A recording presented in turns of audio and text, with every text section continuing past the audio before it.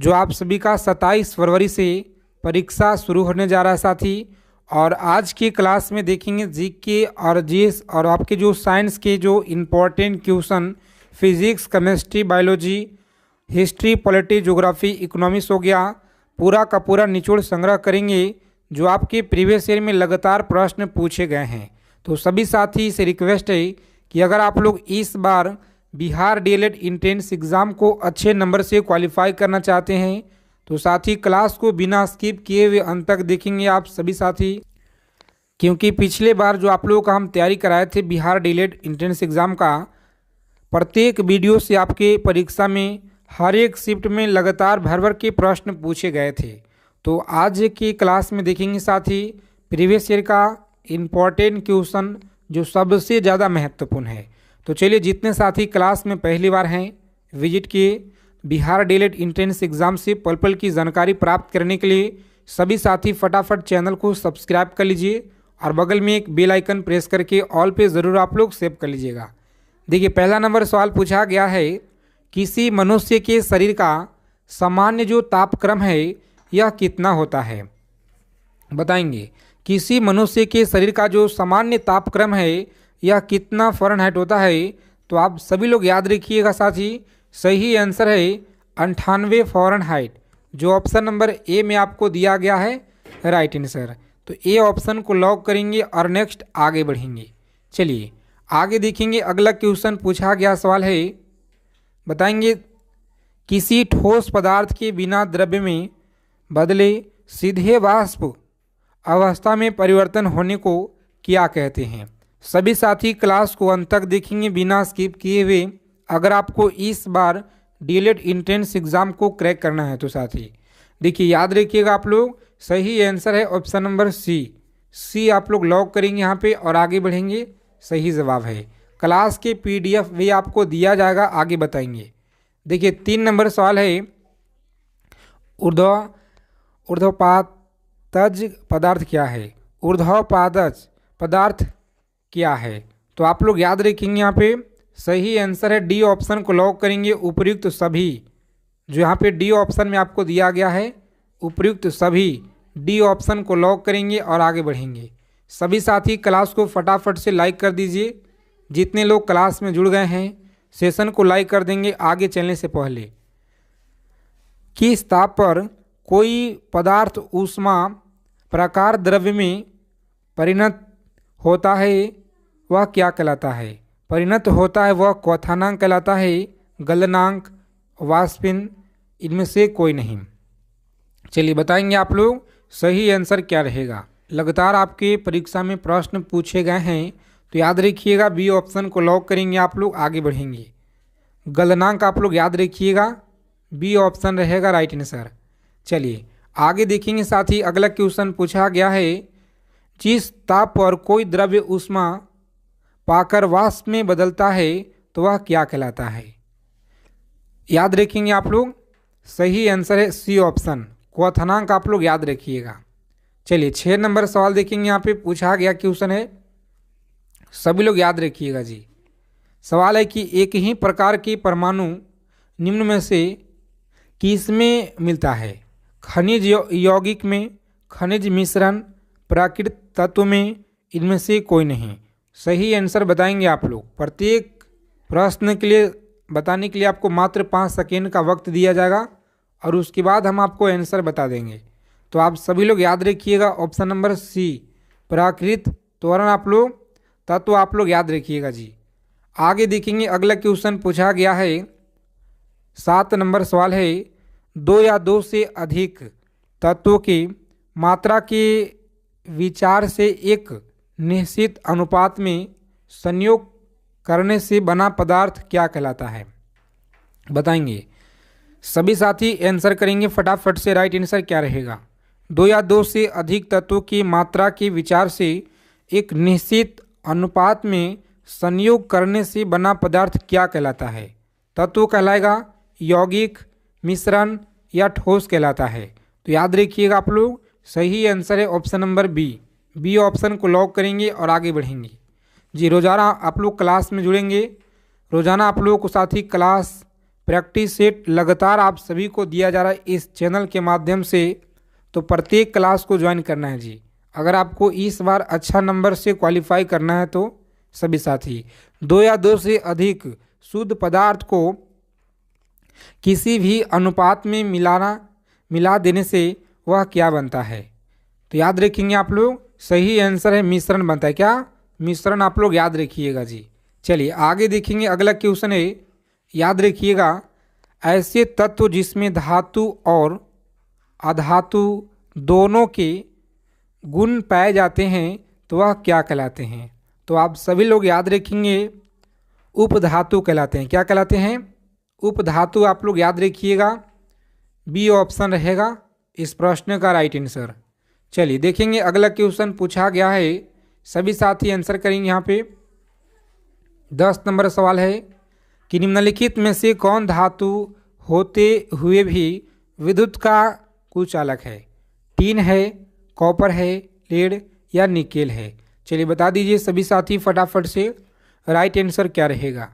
तो आप सभी लोग याद रखेंगे, ऑप्शन नंबर सी ऑप्शन को लॉक करेंगे और आगे बढ़ेंगे। क्या है? लेड आप लोग याद रखिएगा जी।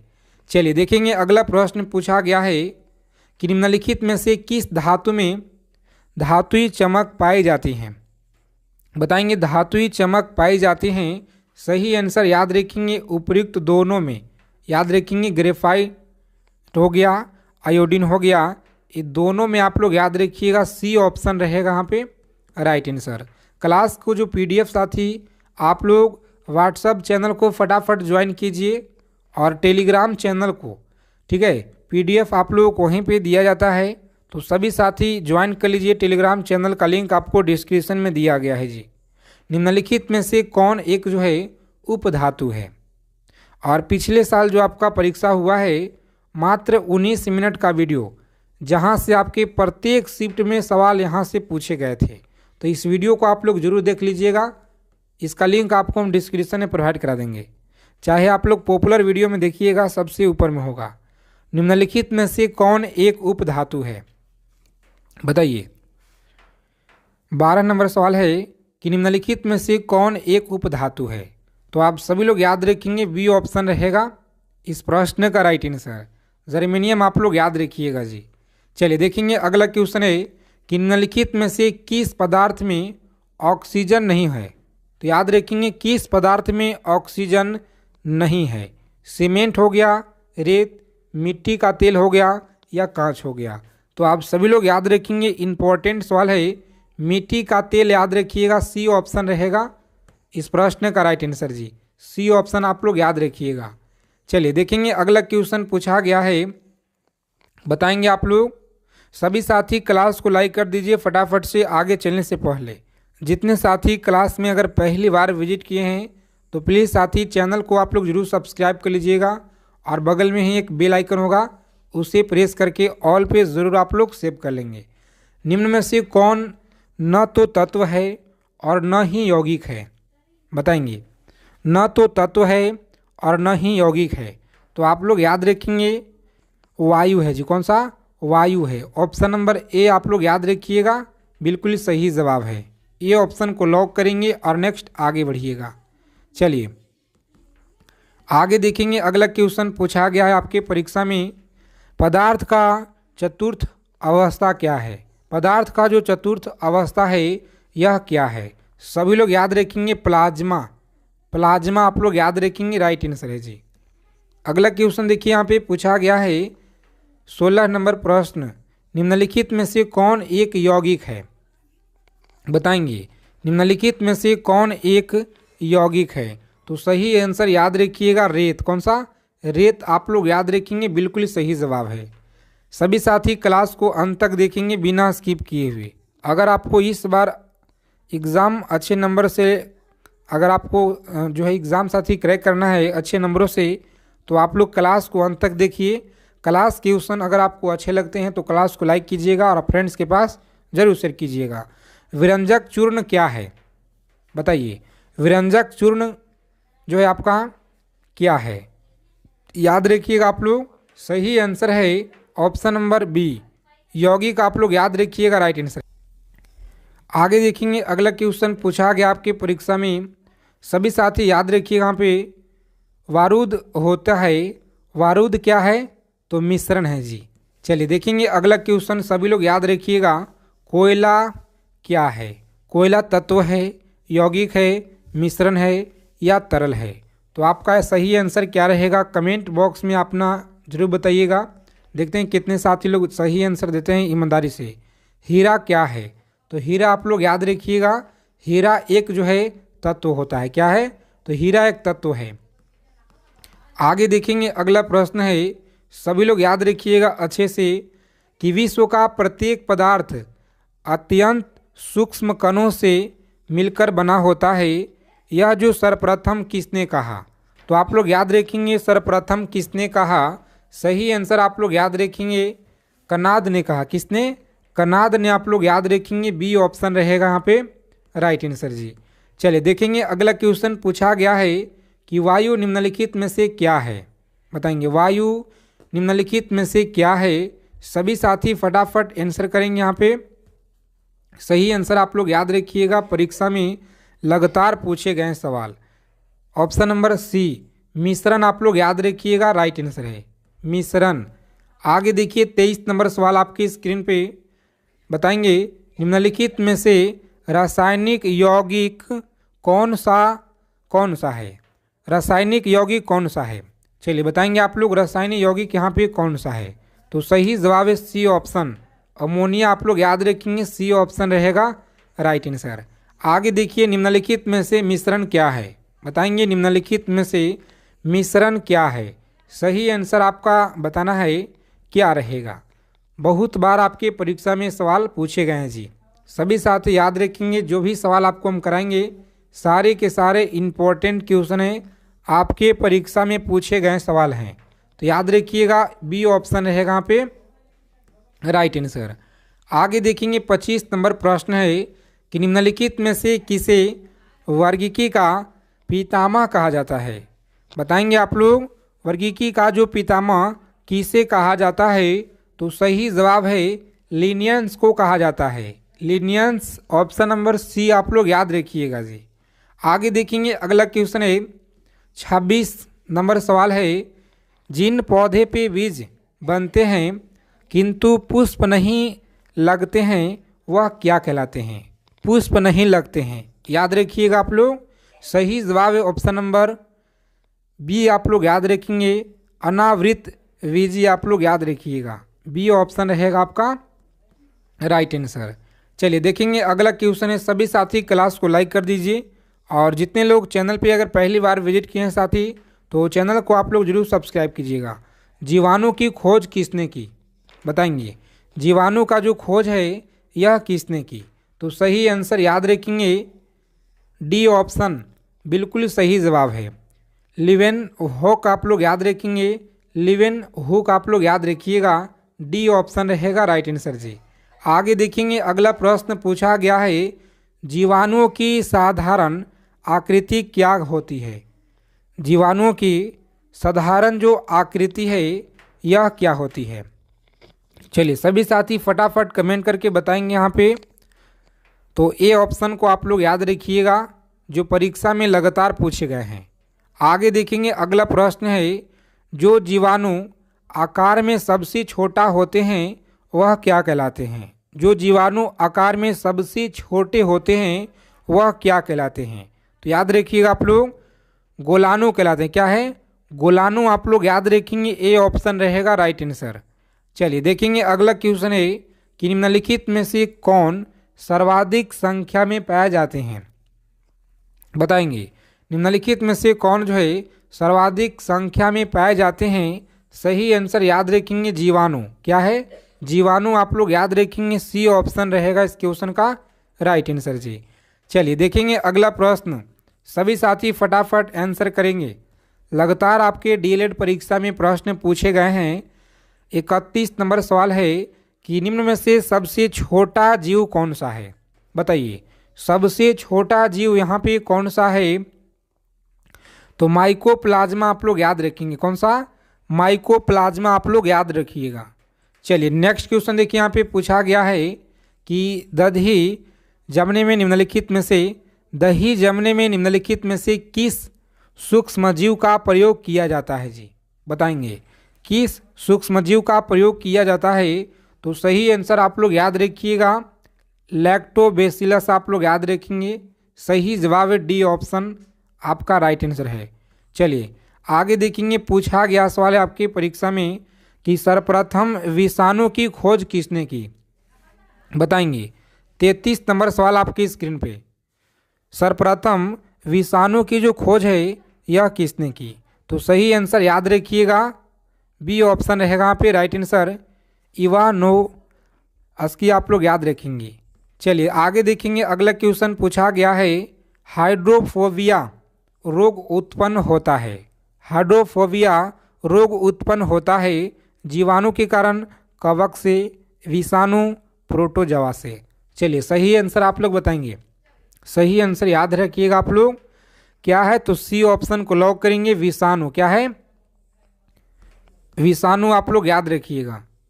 चलिए 35 नंबर सवाल देखेंगे, कुत्ते के काटने से जिस विषाणु के द्वारा घात रोग उत्पन्न होते हैं वह क्या कहलाते हैं? बताइए वह क्या कहलाते हैं? तो प्यारे मित्रों आप लोग याद रखेंगे, परीक्षा में लगातार पूछे गए हैं प्रश्न। हाइड्रोफोबिया आप लोग याद रखिएगा, बी ऑप्शन रहेगा राइट आंसर। पीडीएफ के लिए टेलीग्राम चैनल को आप लोग ज्वाइन कर लीजिए, लिंक आपको डिस्क्रिप्शन में दिया गया है, फटाफट से आप लोग जुड़िए। चेचक के लिए टीके का विकास किया गया था। चेचक के लिए टीके का जो विकास है यह किया था किसने? बताएंगे आप लोग। सही जवाब है सी ऑप्शन आप लोग याद रखेंगे, एडवर्ड जेनर आप लोग याद रखेंगे। आगे देखिए, पूछा गया प्रश्न है HIV द्वारा होने वाले रोग क्या कहलाते हैं? HIV द्वारा होने वाले रोग क्षय रोग कहलाते हैं, आदसा कहलाते हैं, कैंसर या एड्स कहलाते हैं। तो आप सभी साथी यहाँ पे याद रखेंगे डी ऑप्शन रहेगा एड्स आप लोग याद रखिएगा। सही आंसर एड्स आप लोग याद रखिएगा। सही जवाब है ऑप्शन नंबर डी आप लोग लॉक करेंगे एग्जाम में और आगे बढ़ेंगे। चलिए आगे देखेंगे साथी, अगला प्रश्न है, अभी से आप लोग तैयारी में एकदम लगे रहिए, ठीक है। अगर आपको अच्छा नंबर इस बार लाना है तो देखिए, खसरा निम्नलिखित में से संक्रमण के कारण होता है। खसरा किसके कारण होता है बताइए? तो विषाणु के कारण। किसके कारण? विषाणु के कारण आप लोग याद रखिएगा, सही जवाब है। आगे देखेंगे, अगला सवाल है कि जंतुओं में होने वाली फुट एंड माउथ रोग जो है किसके कारण उत्पन्न होती है? बताएंगे आप लोग किसके कारण? तो विषाणु के कारण आप लोग याद रखिएगा, डी ऑप्शन रहेगा इस क्वेश्चन का राइट आंसर। आगे देखेंगे, अगला प्रश्न पूछा गया है कि शैवाल विज्ञान किसका अध्ययन होता है? शैवाल विज्ञान किसका अध्ययन होता है? 40 नंबर प्रश्न है आपके स्क्रीन पे। बताएंगे शैवाल विज्ञान किसका अध्ययन होता है? कवक का होता है, लाइकेन का होता है, जीवाणु का, या शैवाल का होता है? तो आप लोग याद रखेंगे, सही जवाब है ऑप्शन नंबर डी ऑप्शन को लॉक करेंगे, शैवाल। क्या है? शैवाल आप लोग याद रखिएगा, राइट आंसर है जी।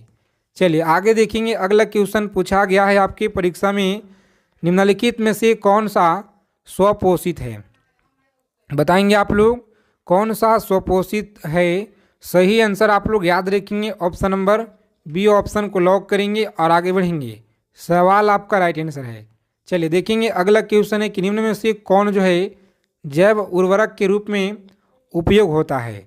बताएंगे उर्वरक के रूप में उपयोग होता है, सही आंसर क्या रहेगा? तो जितना भी यहाँ पे ऑप्शन आपका दिया गया है सभी के सभी उपयोग होते हैं, याद रखिएगा। आगे देखेंगे, अगला प्रश्न पूछा गया आपकी परीक्षा में, कवकों की कोशिका भित्ति किसकी बनी होती है? कवकी की जो कोशिका भित्ति है किसकी बनी होती है? तो याद रखेंगे आप लोग काइटिन व हेमीस्ल्यूकोज आप लोग याद रखेंगे, सही आंसर डी ऑप्शन को आप लोग लॉक करेंगे। आगे देखेंगे, सभी कवक सदैव डैश होते हैं? बताइए आप लोग, सभी कवक सदैव डैश होते हैं? सही आंसर आप लोग याद रखेंगे, ऑप्शन नंबर सी रहेगा इस क्वेश्चन का राइट आंसर, विद याद रखिएगा। चलिए आगे देखेंगे साथी, अगला प्रश्न है, गोबर पर उगने वाले कवक क्या कहलाते हैं? सभी को याद रखना है, बहुत इंपॉर्टेंट सवाल है परीक्षा की दृष्टि से। डी ऑप्शन को लॉक करेंगे आप लोग और आगे बढ़ेंगे जी। डी ऑप्शन रहेगा इस क्वेश्चन का राइट आंसर। सबसे बड़ा विजान किस में होता है?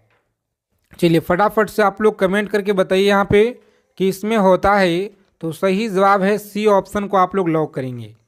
आगे देखेंगे अगला सवाल है, किस पौधे में बीज होते हैं लेकिन फल नहीं होते हैं? तो सभी साथी आंसर करेंगे आप लोग, देखते हैं कितने लोग सही जवाब दे पाते हैं। अगर आपको क्लास अच्छे लगे क्लास को लाइक करेंगे। मिलते हैं अगले सेशन में अच्छे टॉपिक के